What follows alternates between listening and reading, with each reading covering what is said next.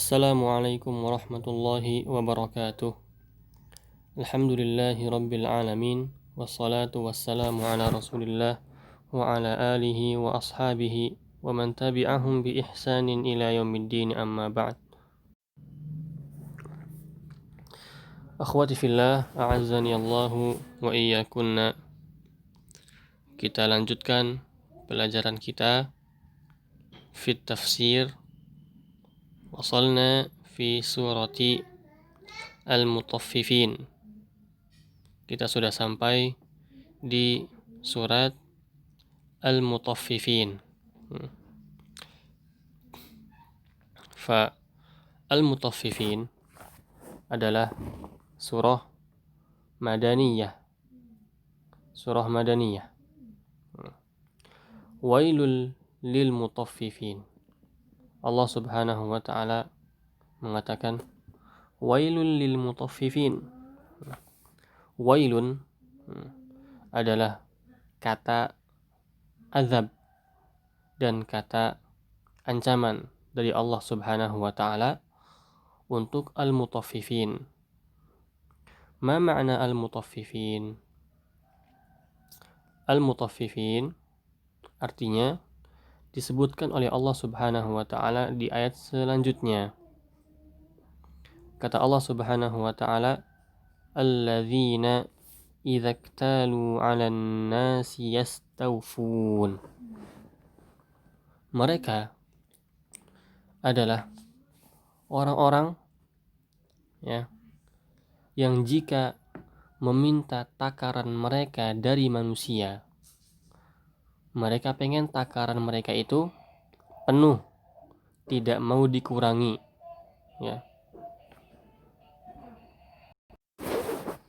Jadi mereka tidak mau untuk dikurangi hak-hak mereka jika mereka minta hak-hak mereka kepada orang. Ini salah satu sifat mereka.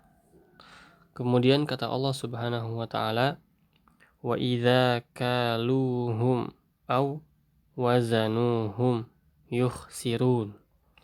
Tapi ini diantara salah satu sifat buruk mereka juga,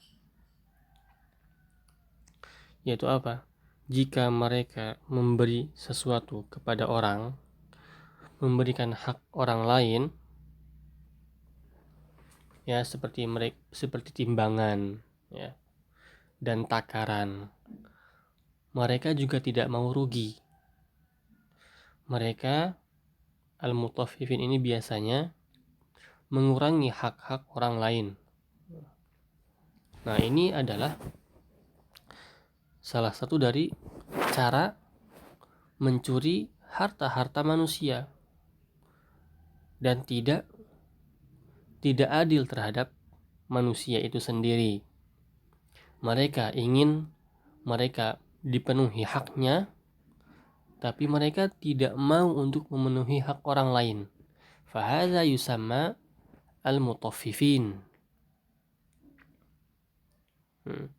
Maka ini adalah ancaman bagi orang-orang yang yabkhasunan nas, yang merugikan manusia di dalam takaran mereka, dalam timbangan makanan mereka, dan di dalam apapun, dalam masalah harta, dalam masalah hak-hak manusia. Ini Allah Subhanahu wa ta'ala mengancam. Ini namanya pencurian secara halus. Terlebih lagi kita bisa samakan, bahkan ini lebih, ketika seorang mengambil harta orang lain dengan cara paksa, maka ini orang yang lebih parah dari al-mutaffifin. Jadi Allah Subhanahu wa ta'ala menutup celah keburukan, menutup celah kezaliman dengan melarang orang itu bertindak curang. Kemudian Allah Subhanahu wa ta'ala mengancam orang-orang mutaffifin. Kata Allah Subhanahu wa ta'ala, ala yadhunnu ulaika annahum mab'utsun. Apakah mereka tidak menyangka mereka itu akan dibangkitkan nanti? Oh, ternyata ya, inilah penyebab mereka melakukan hal kecurangan tersebut. Yaitu apa? Mereka tidak beriman ya terhadap hari akhirat. Ya. Annahum mab'utsun, mereka akan dibangkit. Liyaumin azim, pada hari yang sangat agung. Yauma yaqumun nasu li rabbil alamin, di mana hari para manusia akan berdiri di hadapan Allah Subhanahu wa taala. Ya. Mereka tahu, arafu, bahwasanya mereka itu akan berdiri di hadapan Allah Subhanahu wa taala. Jika mereka tahu ini, mereka akan dihisab ya. Semua amalan mereka yang kecil, amalan yang besar, yang kelihatan ya, yang tersembunyi, maka mereka pasti akan berlepas diri dari perbuatan curang ini. Mereka akan menjauhi perbuatan curang ini dan mereka akan bertaubat. Tapi masalahnya mereka tidak beriman dengan hari akhirat.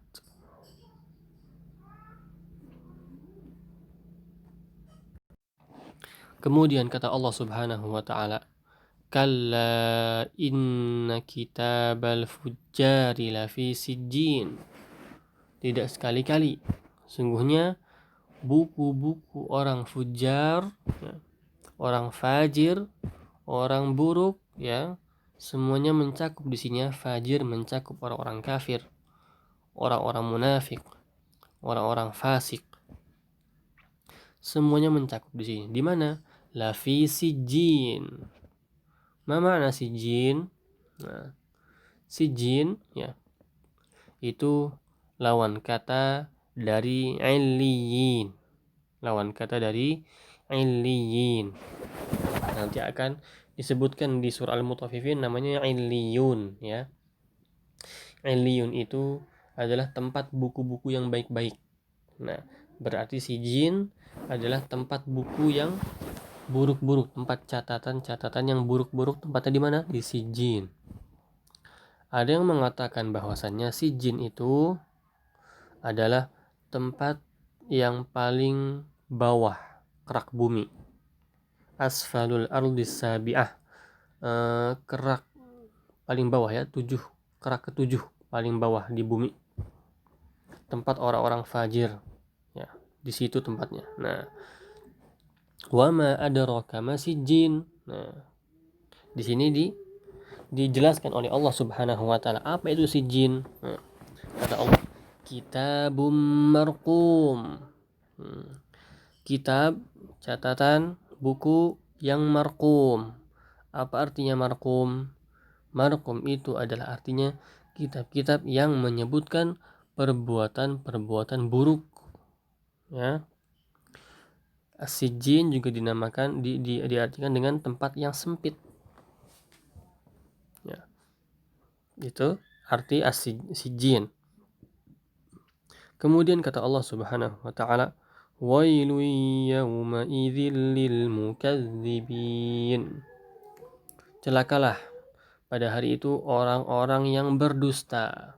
Nah, berdusta kepada apa? Alladzina yukadzibuna biyaumiddin. Yang berdusta, sekali lagi di sini berdusta dengan hari akhirat. Nah, ya, hari pembalasan. Mereka berdusta, tidak percaya di hari di mana Allah Subhanahu wa taala membalas semua amalan-amalan manusia. Mereka tidak percaya. Ya. Jikalau mereka percaya bahwasanya ada hari pembalasan yang mana amalan-amalan mereka itu akan dihisab, mereka pasti akan ya, sebagaimana yang kita sebutkan, akan jauh dari sifat-sifat yang buruk. Maka kita ya, yang percaya dengan hari pembalasan lebih aula ya, seharusnya lebih takut ya dengan amalan-amalan kita yang mana kita sudah paham kita akan dihisab di hadapan Allah Subhanahu wa taala. Semuanya akan disebutkan, ya, amalan tersembunyi, amalan yang kelihatan, ya, semuanya akan nampak. Kita akan tunduk di hadapan Allah Subhanahu wa taala, akan menerima. Kita hanya akan menerima dan akan mengatakan iya, saya melakukannya, iya, saya melakukannya, iya, saya bersaksi saya melakukannya. Itu saja yang kita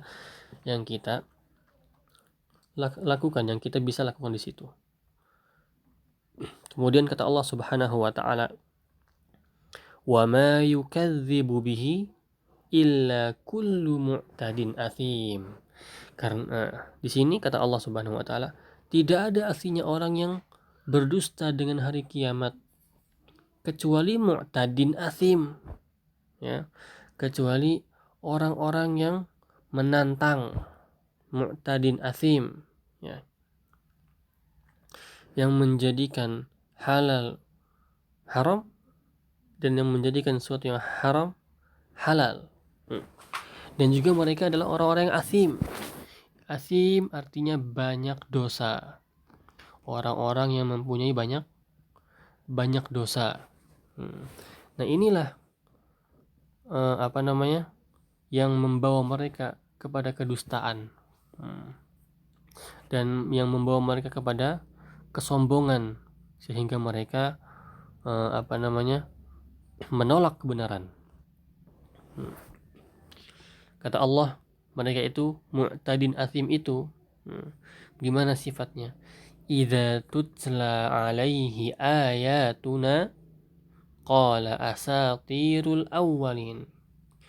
Ketika mereka dilantunkan ayat-ayat kita, yaitu ayat-ayat yang menunjukkan kebenaran hak dan telah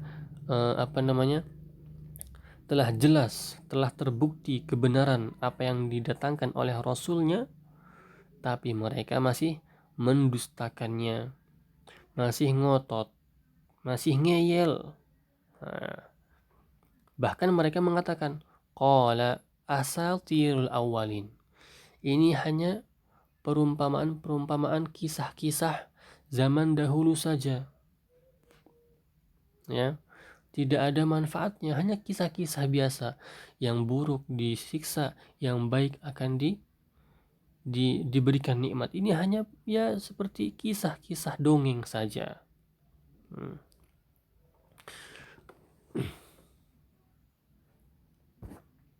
Tapi bagi orang-orang yang adil, yang tidak curang, dan mereka betul-betul meminta kebenaran yang jelas, yang benar, mereka tidak akan berdusta kepada hari akhirat. Karena Allah Subhanahu wa taala telah memberikannya dalil-dalil, petunjuk-petunjuk yang benar, burhan-burhan yang jelas, yang menerangi kehidupan mereka, yang menjadikan mereka betul-betul yakin dengan semua yang didatangkan oleh Rasulullah SAW. Dan hati-hati mereka itu seperti matahari yang menjadikan jalannya terang. Berbeda dengan orang-orang yang rana ala qulubihim ma kanu yaksibun. Ya, berbeda dengan orang-orang yang hati-hatinya itu telah tertutupi, ya, oleh keburukan-keburukan maksiat. Mereka tertutupi dari kebenaran. Makanya Allah Subhanahu wa taala membalasnya dengan yang setimpal. Itu apa? Dengan ditutupi dia dengan Allah Subhanahu wa taala. Tidak ada penyambung dia dengan Allah Subhanahu wa taala.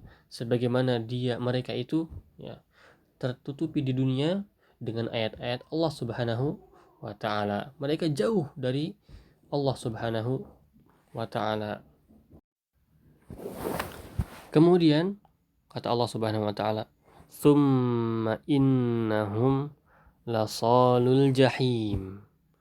Kemudian mereka itu, ya, dengan hukuman-hukuman ini yang sangat pedih, mereka juga adalah salul jahim, yaitu pembakar api-api neraka.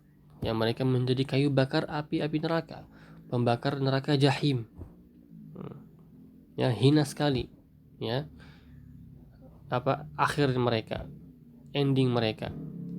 Kemudian summa yuqalu hadzal ladzi kuntum bihi tukadzibun. Kemudian dikatakan kepada mereka, Allah mengatakan kepada mereka, inilah hadzal ladzi kuntum bihi tukadzibun. Inilah yang kamu pernah dulu kamu dustakan. Rasailah sekarang apa yang dulu kamu pernah dustakan. Ya, berarti mereka mendapatkan berapa azab? Mereka mendapatkan 3 macam azab. Yang pertama adalah azabul jahim, azab neraka jahim, jelas mereka dapat. Kemudian mereka mendapatkan azabut taubih, mereka mendapatkan azab cemoohan, taubih, mereka diburuk-burukan di dalam neraka dan dibilang inilah, rasailah ya apa yang kamu dustakan. Nah, seperti itu. Dan terakhir yang ketiga adalah al-laum, pencelaan terhadap mereka. Ini adalah semuanya dinamakan azab karena Allah Subhanahu wa taala mencela. Allah Subhanahu wa taala yang memburuk-burukan keadaan mereka ketika di neraka. Ya. Dan juga azab al-hijab. Dan juga azab, mereka mendapatkan azab hijab. Apa azab hijab itu?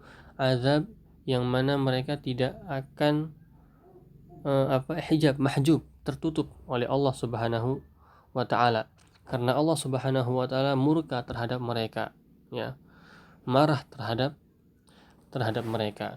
Dan azabul hijab ini, ya, azab mahjub ini tertutupi oleh Allah ini azabnya lebih pedih, ya. Lebih besar daripada azab neraka, ya. Nah, seperti itu keadaan orang-orang yang kafir, yang munafik, yang fasik, dan lebih khususnya orang-orang yang mutaffifin, orang-orang yang mutaffifin. Nah, berarti kita memahami, ya, dalam konteks ini, jika orang-orang kafir, ya, yang buruk, yang fasik, yang munafik disiksa seperti itu, maka kaum mukminin, maka orang-orang yang beriman dengan sebenar-benar iman kepada Allah Subhanahu wa taala, yang jauh dari maksiat, mereka akan melihat Allah Subhanahu wa taala pada hari kiamat dan di dalam surga, dan mereka akan merasa nikmat ketika melihat wajah Allah Subhanahu wa taala, ya. Di antara salah satu nikmat yang paling banyak diincar oleh orang-orang yang beriman dan diincar oleh ahlu surga adalah melihat wajah Allah Subhanahu wa taala. Dan mereka sangat senang diajak bicara oleh Allah Subhanahu wa taala. Mereka senang juga dengan dekatnya mereka kepada Allah Subhanahu wa taala. Nah, taib. Dan di dalam ayat-ayat tadi juga disebutkan beberapa hikmah, yaitu kita harus hati-hati dengan yang namanya dosa. Harus hati-hati dengan yang namanya dosa. Karena dosa itu bisa menggetarkan hati kita dan bisa menutup hati kita sedikit demi sedikit, ya. Kita tidak merasa. Kadang-kadang dosa kita melakukannya, kita tidak merasa. Kecil-kecil tapi lama-lama menjadi besar, dan hati kita pun akan tertutup sedikit demi sedikit sampai cahaya yang ada di dalam hati kita itu padam dan mati, tidak ada penerangan, sehingga hati itu akan terbalik, melihat sesuatu itu terbalik. Dia akan menjadikan yang batil menjadi yang hak, dan dia akan merubah yang hak menjadi yang batil. Dan ini adalah di antara ancaman, di antara hukuman bagi orang-orang yang berbuat dosa, yaitu apa? Hatinya akan terbalik melihat sesuatu, melihat yang hak menjadi yang batil, dan melihat yang batil menjadi yang hak. ya banyak ya kisah-kisah yang seperti ini. Ya, kita pun ketika melihat sesuatu ya yang sebenarnya itu adalah tidak boleh kita lihat, tidak boleh kita dengar, tidak boleh ya kita konsumsikan. Sesuatu yang syubhat, kita lihat itu seperti hak, oh ini benar, kebenaran ya, diselubungi kebenaran. Misalnya seorang yang ingin berdosa, ya mereka akan dihiasi dengan ya nggak apa-apalah, ini kan untuk menolong orang, misalnya ini kan untuk hiburan saja, hati saya ini kan sekarang sudah sedang sumpah, saya membutuhkan kehiburan, ini kan untuk hiburan saja, ini kan ada lucu-lucunya, jadi tidak usah melihat yang musiknya, lihat yang lucu-lucunya. Nah ini kan lihat batil menjadi yang hak. Nah seperti itu. Wallahu ta'ala a'lam bishawab. Nanti insyaallah kita akan lanjutkan lagi di pertemuan terakhir tafsir kita di pekan yang terakhir minggu depan. Insyaallah ta'ala kita akan selesaikan surah Al-Mutaffifin. Kemudian kita akan ujian insyaallah ta'ala, wabillahi taufiq. Tugasnya adalah meringkas ya, meringkas seperti kemarin. Subhanakallahumma wa bihamdik asyhadu an la ilaha illa anta astaghfiruka wa atubu ilaik. Assalamualaikum warahmatullahi wabarakatuh.